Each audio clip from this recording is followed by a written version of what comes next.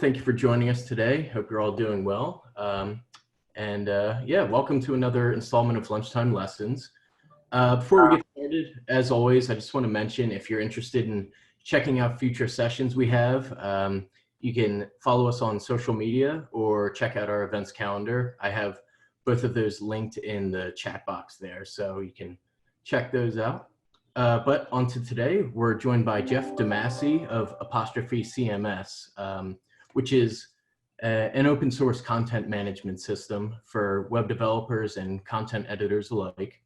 And Geoff is here today to give us an intro to bullet journaling, which, as described by its creator, Ryder Carroll, it's a method for tracking the past, ordering the present, and designing the future. So I know I'm personally very eager to learn about this, as I'm, trying my best to stay organized in this virtual world. And I'm sure you are all as well. So very grateful for Geoff taking the time out today to join us. And with that, Geoff, I'll give it to you. Great. Well, thanks everyone for joining. We have about a half hour, so I do have some slides, and I'm gonna run through those and give a quick introduction and be able to show you a bit about what bullet journaling is. And so let me do that, and let me share my screen and get that started.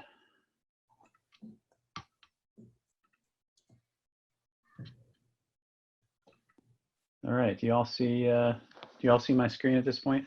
Yep. Great. Okay, so I'm going to talk about bullet journaling. Some people call it, Buju or whatever it is, Boju. Let me give you a quick intro to myself. The only reason I'm mentioning this is because, or listing all these things is, I've currently focused on Apostrophe, but there's I also founded Punk Av and Indie Hall, and those are companies I'm still involved with. And then have some real estate management do with my wife, and then I'm the dad of 3 kids. And the reason I mention all of that is because that's a lot to keep track of, and it can get pretty overwhelming if you don't have a good system. So just before we dive in, I'm just curious if anyone on this call here has ever done bullet journaling. You can either like raise your hand or like in some way, or just like visually. If not, it's totally fine. I'm looking at the stuff now. Okay, cool. All right. I mean, no matter what, I'm going to assume pretty basic understanding, and then, we can kind of take it from there. So I'll just show you really quickly, the heart and soul of a bullet journal is called the daily log. And I'm just you can see in the picture here, the way the daily log works is it's really like a flow of consciousness, or a way of tracking things throughout the day. And we'll dive into this, but you can see at the top, can everyone see my mouse, by the way? Okay, great. So you can see at the top, starting with the date and then a list of things, and I'll kind of talk more about that. So one thing that the bullet journal, creator likes to point out is that it's 60% less content, right? It's a smaller, more compact way of journaling, and you can see on the left, this is actually how I would take notes a lot in the past, where I'd have like a big square for like a to-do and kind of and just take notes. And I had my own sort of system over the years, but this system kind of is really a compact way of doing it. And then the concept of rapid logging, where you don't have to be organized in when you're taking your notes in the journal, is actually really, really an important part for me, and I think for everyone who bullet journals. So I'll kind of break that down. So the components of a bullet journal are, of course, bullets. So you can see here there's tasks, and tasks are created when you're doing that rapid logging, when you're doing your daily journal, you just put a little dot and then you write a task. So if you need to buy some milk, you can put like a dot, buy some milk. If it's just a note, if it's not a task, you just add a dash, and then you just write the note. So you can be like, whatever. I really like how milk tastes, whatever. Events. So with events, those are indicated. Hey, Vivi, I'm on my presentation here. Events are indicated with a circle. So circles are things like, it could be like my birthday is today, or it could be like a meeting, or it could be like anything that relates to to an event. So in the case of bullet journaling, you can put those in line. Hold on one second.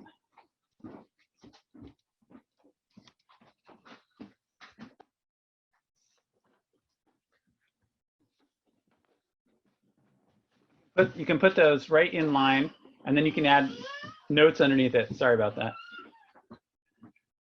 So let's look at tasks. Tasks are a really important part of bullet journaling for everybody. So when you make a task, you can see here it's got this dot and it's incomplete. When you then complete the task, you can just check it off with a X. If you're migrating a task, and this is really important part, and we'll talk more about this, so say you are, keep in mind you're rapid logging during the day and you're like, oh, I need to buy milk. I need to, write that email to so-and-so or something like that. Well, you might get it done and you just check it off. But if you don't get it done, this is part of what you do. And when you migrate to the next day, you add that task, you move that to the next day or to the next, or maybe to a future month or something like that. And you just put a little caret or a little arrow like that, letting you know you've moved it somewhere else, moved it forward, moved it to a collection, or to a future log. You can do this if you choose. I don't usually use this notation. I usually just pretty much put that for migrating. If I've migrated anything, I usually just use this, but this is like another thing you can do. Also really important, crossing out tasks. Some things are just not, like you wrote it down, you thought you needed to do it, but you ended up not needing to do it. And that's kind of part of the evaluation that happens in a bullet journal. You might just decide, hey, this isn't really that important. I'm not going to move it, and that's one of the nice things, like when you're moving a task forward, you actually have to write it down with your hand, and it takes effort. It's not just copy and paste, so simple. So, or it doesn't just hang around in your to-do list. So what's nice about having to do that, you actually have to cognitively decide, am I going to move this forward? And if it's really not that important, you cross it out. And I think that's really important to note. All right, so events, like I mentioned earlier, you just put the circle, and then you can put things like Tom's last day, or walked home, cleared head. What's nice about this is I use this for like stuff that's coming up. Like I might start my day, I might write the date at the top of my page or wherever it is in the journal, and I always put like Wednesday, 4/21 or whatever, and then I might put at the top like all the things that are happening, just as sort of a reminder, just to get myself ready for the day in circles. Or I could just add an event as it's happening. Like I'm having a call with somebody and I want to take notes. I might just put like call with John, and then I might use dashes to take notes on what happened in the call. And then there might be a to-do related to that. I just add that right there. So you can do it either before, during, or even after. Sometimes I just like kind of, reflect a little bit and put just note things. Like you could note things like baby took first steps. Obviously that's not gonna happen every day, but, or, anything that you wanted to remember in your journal as well. So once again, notes, they're just dashes. They can be for anything. Here's some examples from, this is, by the way, all these examples I'm showing are from the bullet journal website. So really important, as I've been mentioning, mixing and matching. That's one of the real powers of the bullet journal. If you have the system and you just keep your column organized, you've got, an event followed by a task followed by a note. And you can nest it. And I do this all the time. Like I said, I'm taking, if I'm in the course of a day, I'm just, I'll open up my bullet journal, and you can even see here like a call, and then there's some notes that are nested in there. You can once again also add a to-do or whatever it is. Signifiers are pretty nice, something to think about. One thing about the rapid logging is you're just putting everything as you think of it, and that's kind of good. It just takes the pressure off. You don't have to feel like I have to decide what's the most important thing when I'm logging it, but you can go back and add like a star, or while you're doing it, saying like, I really need to do this thing today or something like that. Or you can add an exclamation point for things that are like insights or something that like, oh, I can't believe I just thought of that. And I want to remember that because, you might have a bunch of notes and you want to call certain things out. So putting it all together. So once again, I talked about this idea of a daily log. And just if remember, I showed you this picture at the start. You want to just start by putting the date. I always put I always put the date. I usually do it the other way. Wednesday, 5/11 is how I do it, but whatever.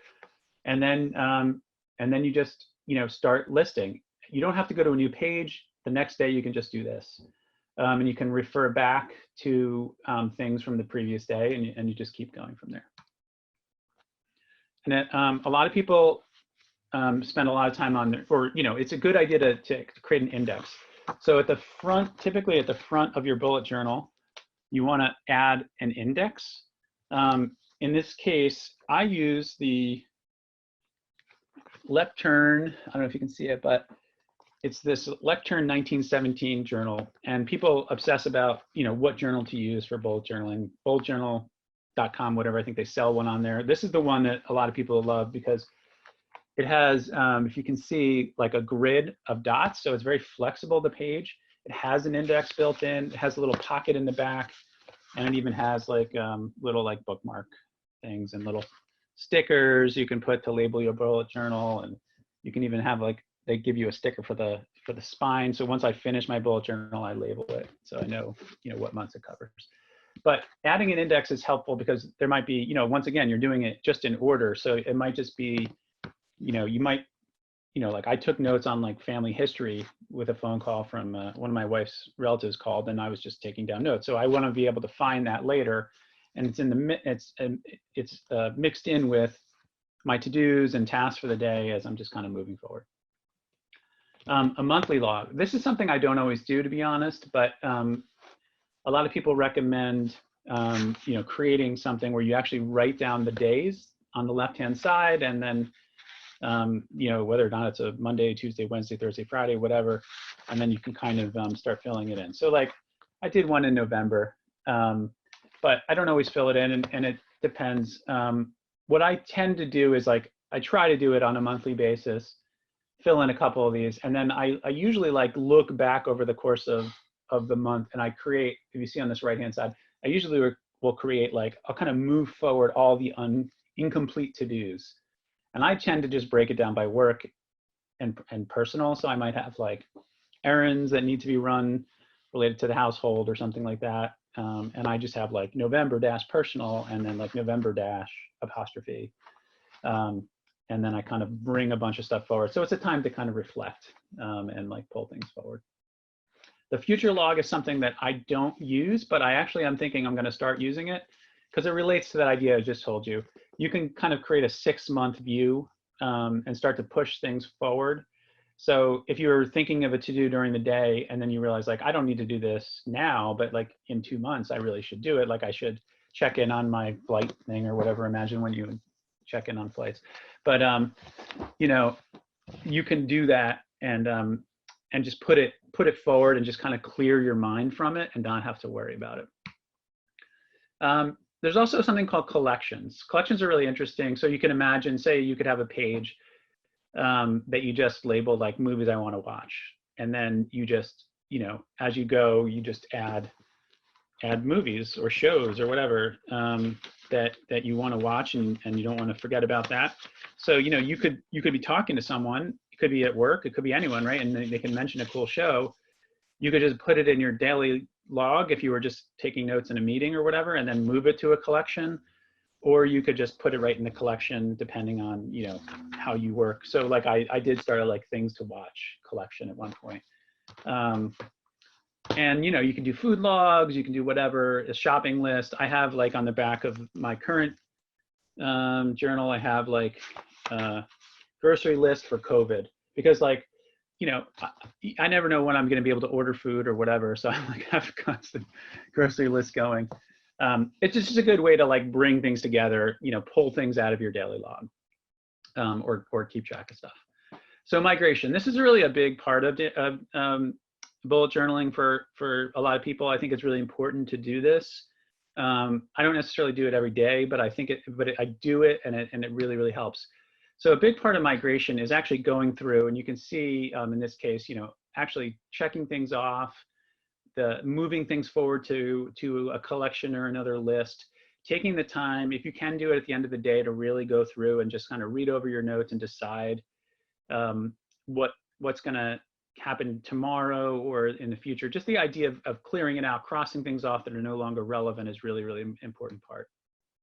So you can just see, like, as it's an active thing, people, you know, you're making those notes, you're checking things off, you're reviewing your list, you're doing that throughout the day, and hopefully create a ritual, you know, even in, you know, like I said, every sort of as you wrap up the day. Here's another example, and I just also want to point out that some people get really into like making their bullet journal beautiful or personal. So here you go. Like, some people, this is what they're doing, you know, to create like a collection or the month or something like that. This is their collection of movies to watch.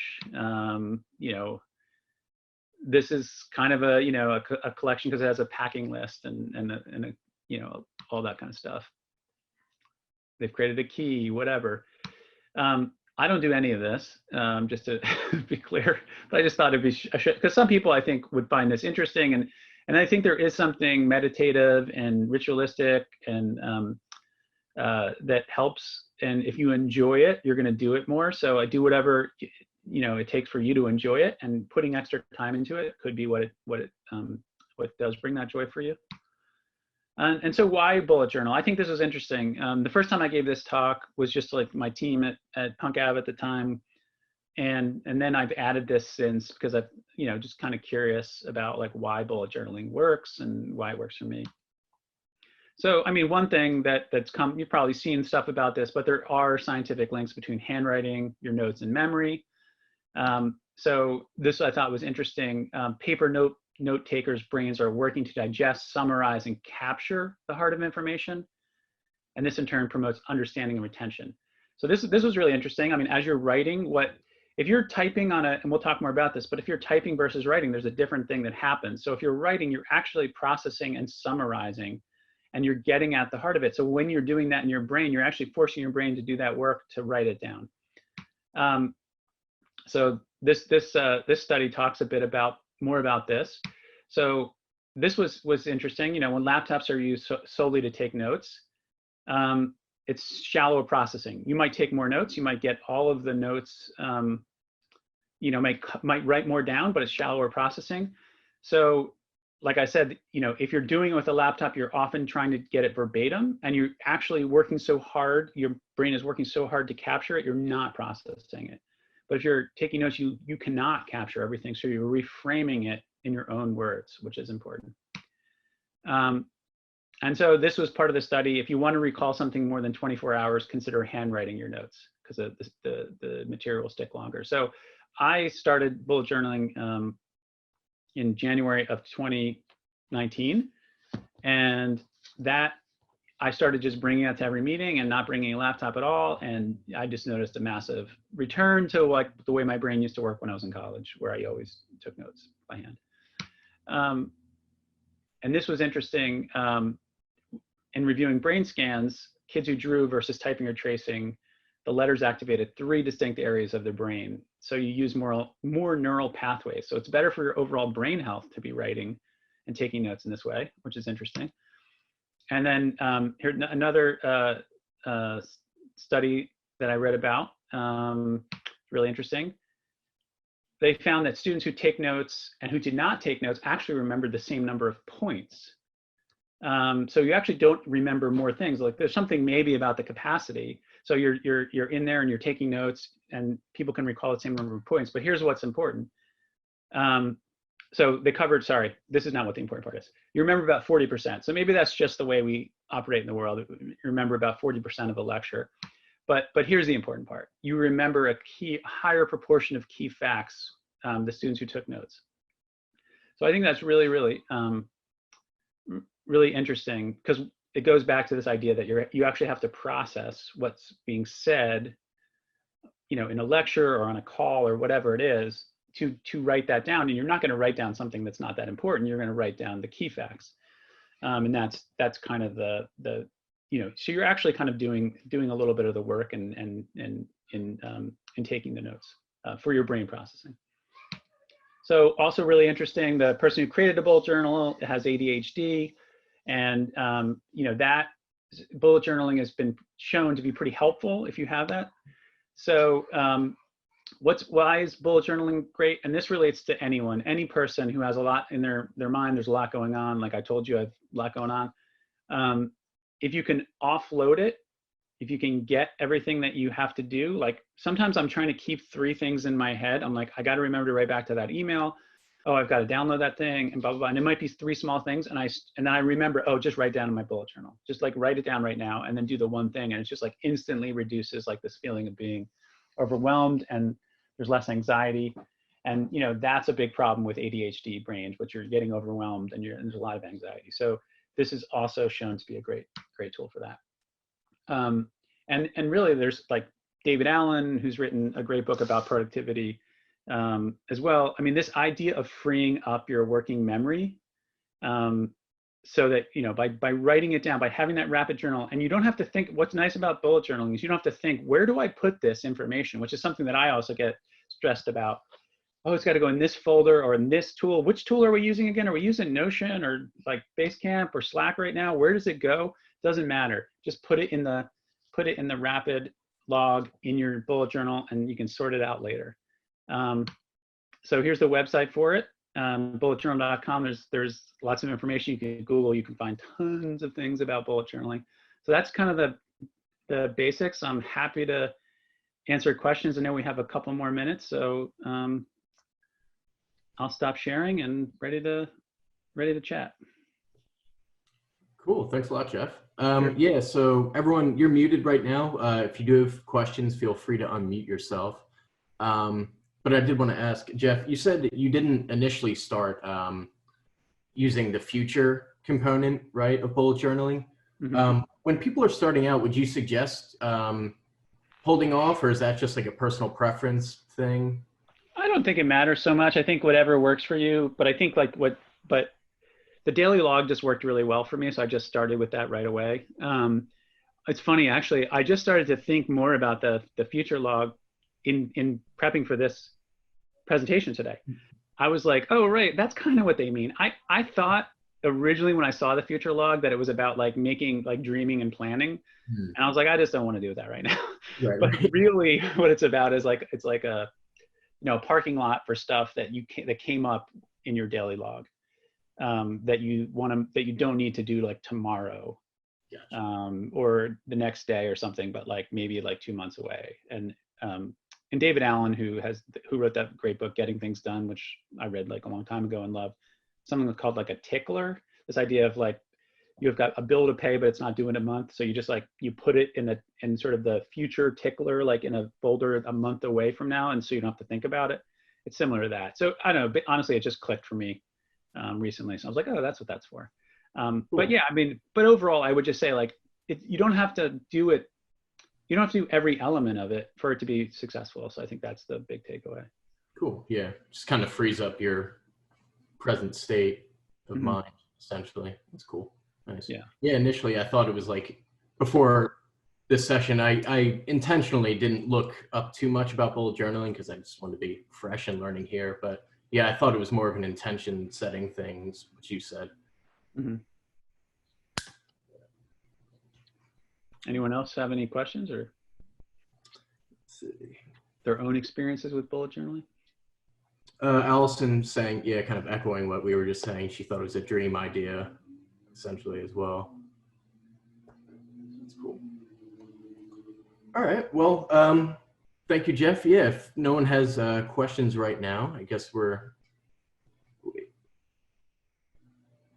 Allison, do you? I'll unmute myself. So I do bullet journaling as well for probably very similar reasons as why like Geoff started. I started in 2017 and I do like minimalist.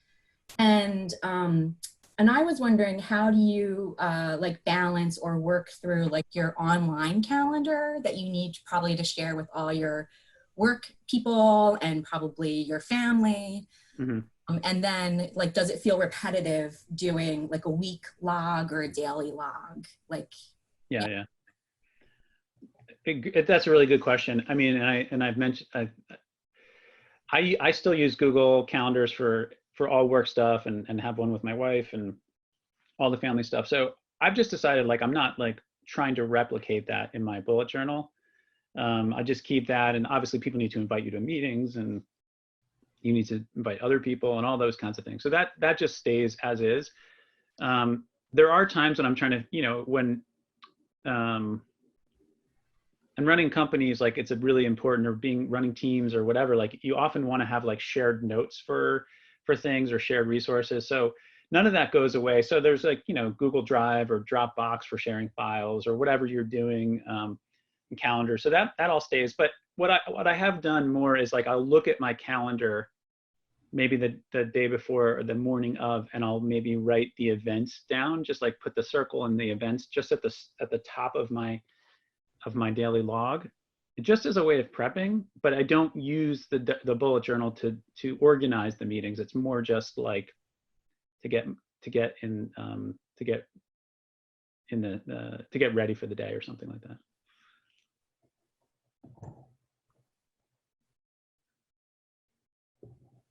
Cool. All right. Allison says thanks.